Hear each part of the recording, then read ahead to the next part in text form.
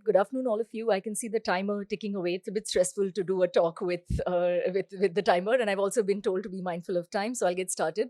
Firstly, I would like to thank YIM. I would like to thank India Bioscience for inviting me to speak. There is a personal connection with YIM. I think one of the reasons I'm in India today is because of a YIM meeting that happened in Boston 15 years ago, because of which I learned about opportunities that are in India. And one of the things that came out of that was actually my first job in India in a drug discovery company. So it is special to be here and to talk to all of you. Uh, all right. So my talk today is about idea to impact and why ecosystems matter in science. I'll tell you a little bit about why me in this journey at the end of my talk, but I would like to sort of set a context to say who this talk will be relevant for.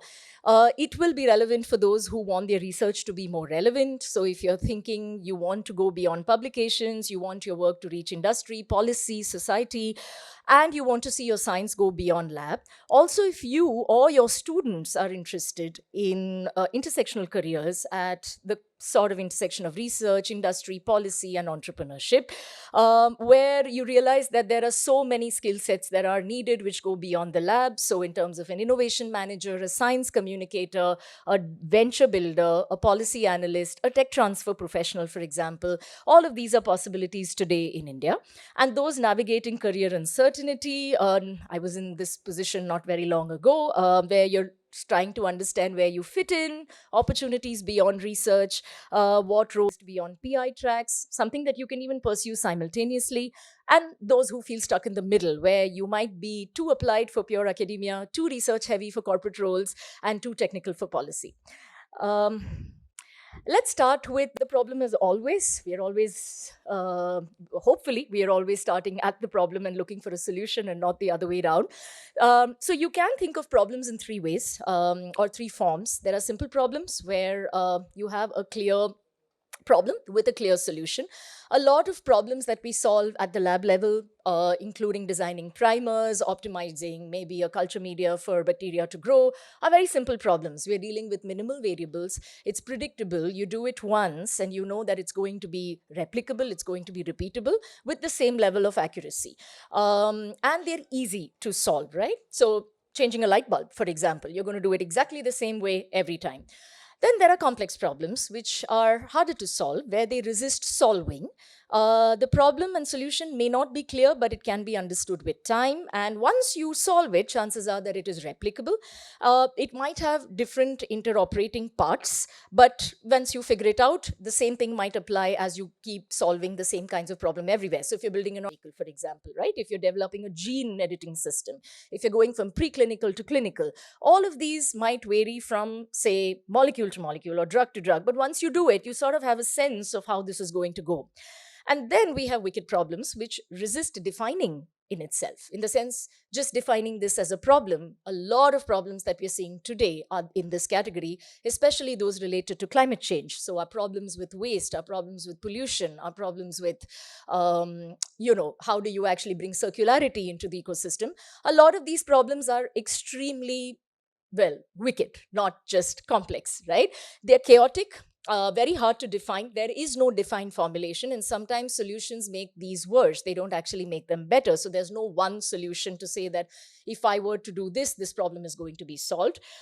You actually come up with more outcomes than solutions because you're trying so many different things. There are multiple moving parts, and there are many hidden elements, or we call them intangibles. And wicked problems require wicked ecosystems to also come together, problem solving for that. And these problems tend to have a stronger social impact inherently built into them, and which includes changes in behavior, changes in belief systems, cultural systems, etc. Um, I was not, I think, very far away from this many years ago, where when I was exploring career opportunities beyond a PhD, where we are sort of encountered with this paradox where this journey from answering very specific questions, looking, I'm being very hyper specialized in one area with a lot of depth in knowledge, publications as outcomes, which is what a lot of our training has sort of groomed us to be, to the impact journey, where you're looking at cross sector collaboration, a more sort of wider scope of understanding of many things beyond science in the lab, which is product, policy, process, business, finance, and also getting closer to solving a complex real world problem. And that's where I see this translational gap. And a lot of my talk today is going to talk about what we've been doing in the country to fill this translational gap at multiple levels. So, what is a science, technology, and innovation, or an STI ecosystem? I think you all know what science and technology is. I would like to take a moment to define what innovation is, which is essentially a new solution with the transformative ability to accelerate impact. And this need not always happen through technology. It can be a new business innovation, a market innovation, anything where you are looking at solving a problem beyond the lab, which is useful to a bunch of people, to society, to community. And they are needed in order for innovations to flourish. And we've heard a lot of the talks that happened before I spoke about the innovation ecosystem, also spoke about what innovations are. We heard about the pesticide suit. We also heard about the blood bags that I think the speaker spoke about a few talks before. All of these are ways to take discoveries from the lab and make it count in some way or make it relevant for a larger community. And innovation ecosystems, to put it very loosely, is a network. I know that word sounds very loose, it sounds very casual, but the organized ecosystems or organized networks, which I'll be telling you about, of interconnected players, which include institutions, policy, funding, talent, infrastructure, to accelerate the journey of an idea from lab to society. Few key elements. One, it is beyond the lab, so research finds a problem to solve. It connects you to peers, mentors, collaborators, investors, funding, which are non traditional types of funds, to begin with grants, later maybe investments, to bridge this translational gap and scale up, and new roles, right? So you can look at these intersectional roles which you may not have considered, which exist today to sort of bridge this gap. I do believe that brilliant ideas don't fail. I think even in this room, if we were to sit and really have very honest conversations about how to solve problems, we will get a lot of brilliant ideas. But when it finally comes down to solving it, it is the solutions that fail.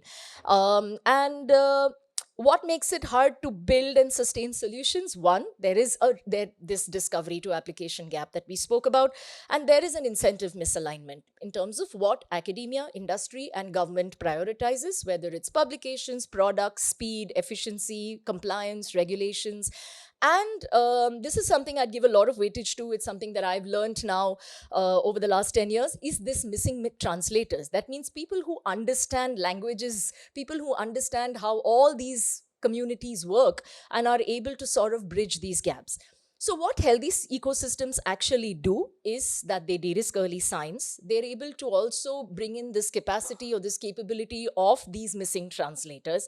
Um, you get access to shared infrastructure, people who want to try both, who want to do research, who also want to innovate and take innovation, their inventions beyond the lab, and now have a way to do it. Build these sort of trust networks. We spoke about trust deficits earlier too today. Align incentives, aggregate demand, and signal long-term policy intent. Because if there is enough consensus that this is done, it does translate at some point of time into also policy. So these are what typical actors look like. I think much like it takes a village to raise a child, it does take an ecosystem to take innovations forward. A lot of deep tech begins with research institutions where the invention starts, the discovery happens, and then you have incubators and accelerators through which you can actually translate this into an innovation, demonstrate prototypes, and even go beyond that to say that it works in a real life setting. You can't do this without funding support, and at different types or times in this journey, you get different players coming together to support you. It begins with grants, largely from the government, and then you have seed funds, again partly from the government, some from angel investors, and then you also start bringing in others to support you in this process of innovation. So you need civil society organizations, you need market facilitators, you need private companies, and much later you need private equity firms which can actually support the scale up journey and also the go to market journey of what you're trying to develop. I won't talk too much about this because a lot of this is going to be covered in the panel. This talk has also been designed being mindful that there is a panel after this, and specific examples will be shared, I'm assuming, from my fellow panelists about how some of this works. So if I were to look at ecosystem development across three generations, so you have ecosystem 1.0, which is largely entrepreneurial. So you're looking at, strengthening the startup community, the deep tech startup community. The gap that you're trying to fill is that you don't have enough entrepreneurs, you don't have enough enterprises. So how do you get that to happen? And everything that takes for that to happen, right? Whether it's early stage grants, whether it's the people, whether it's the infrastructure, and even policies and compliances that it takes to set up these companies for them to start their journey. And we started this journey in India, I would think about 15 to 18 years ago. We have a very mature startup ecosystem in India today. And a lot of our startup ecosystems still, in terms of the ones that raise money, the ones you see on Shark Tank, are still the ones that are e-commerce, retail, hyperfast logistics, etc. We can do much better in deep tech, but we've managed to build a robust ecosystem to spur a lot of deep tech innovations coming out of labs today. Ecosystem 2.0 is little more broader, where you're trying to now bring various actors in this space together, where you are looking beyond entrepreneurship. You're looking at civil society, you're looking at government, you're looking at policymakers. You want to bring them together for them to see common value in solving larger problems, societal problems. And this, for examples, in India, we have science and technology clusters, we have tech transfer offices now. So these are all ways by which you're looking at innovations beyond just a startup. You're looking at this also in a more integrated manner through community. And then we are now sort of at the beginning of what is called as mission driven ecosystem building, which is our ecosystem 3.0, where we are looking at sector specific large mission driven programs which are of national importance, relevance, where we are trying to solve very important problems that matter to the country. You may have heard of mission programs rolled out by the ANRF. You also have the green hydrogen mission, for example, in the country, where we are setting up green hydrogen valleys or clusters. So these are the sort of three types of ecosystems in terms of the levels of maturity and what they do. And I'm happy to say that today in India, we actually do have all three, very much active, very much ongoing. And a lot of this ecosystem building requires that kind of talent, which can also be used or which can be leveraged to build out these various ecosystems. Now, if I have to translate this into examples, this is what it looks like. We have academic clusters, we have national enabling platforms like BIRAC, Atal Innovation Mission, the DST Nidhi, or the Office of the PSA. We have incubators, we have accelerators, science and technology clusters, technology hubs, thematic valleys, and more recently, biofoundries or material acceleration platforms. These are some examples. Of course, this is not an exhaustive list. There are many more. We have just over 100 incubation centers in the country today, but they all serve slightly different purposes, and the kind of actors they work with are also slightly different. I don't know whether anybody has spoken about BIRAC, and because this is largely an audience in the biotech space or from the biology space, I would like to take a few minutes to talk about BIRAC, because BIRAC in many ways has been instrumental in creating this ecosystem for the country. They do have programs that begin all the way pre-incubation also, where even if you're a researcher and you are exploring an idea in a lab where you think it has potential to go beyond the lab, there is funding for this from BIRAC, all the way to forming a startup, testing out early ideas, and scaling those ideas all the way to commercialization. BIRAC is also an ecosystem builder, so it does have access to mentors, incubation centers, and also shared infrastructure through which startups, entrepreneurs, researchers can access each other and also access communities that they want to work with. And everything bio in terms of input as well as output is supported through BIRAC. So I would urge you to check out what BIRAC does. In fact, I think this is the only end-to-end ecosystem today in India for biotech, sort of all in one place in terms of funding, mentorship, access to networks, etc. I will talk a little bit about the next ecosystem 2.0, which is about 5 years old, which is the science and technology clusters set up by the Office of the PSA. We have one in Pune, which I used to lead up until recently. And this is looking at how do you bring various ecosystem actors together, industry, academia, policymakers, civil society organization, local governments, and bring and sort of build very strong regional capabilities. So the idea of setting up 8 clusters in different parts of India is we are able to understand our regional strengths and we are able to build for and with those strengths. So a lot of programs that we have built out in public health, energy, environment, mobility, waste management, education is leveraging the Pune R&D and innovation ecosystem, but also for the Pune R&D and ecosystem, right? And this, as you can see, a lot of these areas are wicked problems. So we have had to work with many actors to actually surface those solutions, translate what a lot of startups are doing, R&D labs are doing, to convince the government, to convince the civil society organizations that science, technology, and innovation can be used to solve these problems, and it's worth testing these solutions on ground. This has also led to very innovative funding mechanisms. So how do you bring in money from philanthropy, from government, from industries to make this happen? I would also like to talk about hydrogen valleys, a very recent development in the country. We have 4 today. A hydrogen valley is essentially a place-based ecosystem where you demonstrate everything from production, storage, utilization, transport of green hydrogen. A hydrogen valley is just one example of how this can happen, but it just tells you how we are trying to do something which tomorrow can be done at scale. Various ecosystem players come together, industry, R&D labs, policy regulators, to set this up and demonstrate that it's possible. So we currently don't have an ecosystem to do this in the country in a scaled manner. So a lot of technologies which are trying to do this commercially are testing their technologies through this through the hydrogen valleys. We have one in Pune too. And then there is the IIT Madras Research Park, again an example of place-based, but the idea is it's sort of this ecosystem in itself, because you have about 15 COEs, you have startups, you have big industries setting up their shops and offices here with the intent of fostering collaboration where everybody is in one place, you can talk to each other, there is a lot of physical interaction, but at the same time a lot of co-innovation also happens. If I were to look at skill set translation, I think everything listed here, you will all agree, is something that we acquired during our training in the sciences. And I don't think there is any question or doubt that we're good at all of these things. But if we were to go and do some of these other things, whether we want intersectional careers or work as an entrepreneur or work as an innovator beyond the lab, I think these are some of those cross-cutting skills that we need to look at.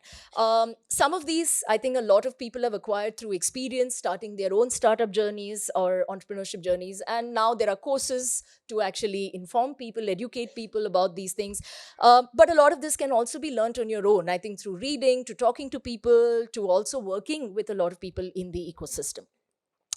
This is my career journey. I think my career journey has largely also been about knowing what I don't want to do than what I want to do.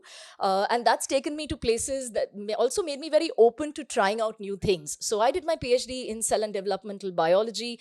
I moved back to India in 2010. I worked for a drug discovery company, a mid-sized startup in Pune, for about 6 years. Before moving to the incubation space, I worked with a venture center as well as the Deshpande startups in sort of understanding how entrepreneurial ecosystem building happens. 5 years with a science and technology cluster in Pune called the Pune Knowledge Cluster. And now I'm exploring roles where I am working with organizations who are interested in solving wicked problems. So one of those engagements is with a policy research organization based in Delhi called Council of Energy, Environment and Water. Interestingly, also looking at how do they move from policy to actually solving problems where innovations play a very important role. So I'll stop there. I know I'm 3 minutes behind time, and thank you very much for your time.